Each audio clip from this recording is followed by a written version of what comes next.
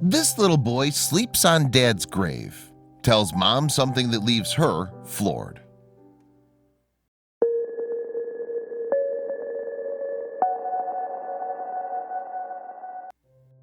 When we lose one of our loved ones, the impact is felt on a consistent basis. It never truly gets any easier, and the only thing that can even begin to heal the wound is time. Kate Brazel is someone who knows this feeling all too well, and her sons are no stranger to it. This past Thanksgiving, she and her sons were preparing to make the trip from Colorado Springs to Virginia. However, they did have one special stop to make first. They'd need to make a detour in Boston.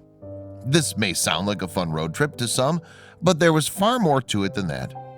Kate was bringing her children to the Arlington National Cemetery. Mason and Mylon had yet to visit their father's gravesite. The boys are 8 and 5, respectively. Their father was named Alfred and went by Fred for short. He was an Army staff sergeant who passed away at the tender age of 37 after a battle with rectal cancer.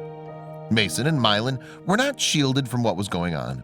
They knew that their father was very sick, and they accompanied their parents to all of the medical appointments that Alfred went to.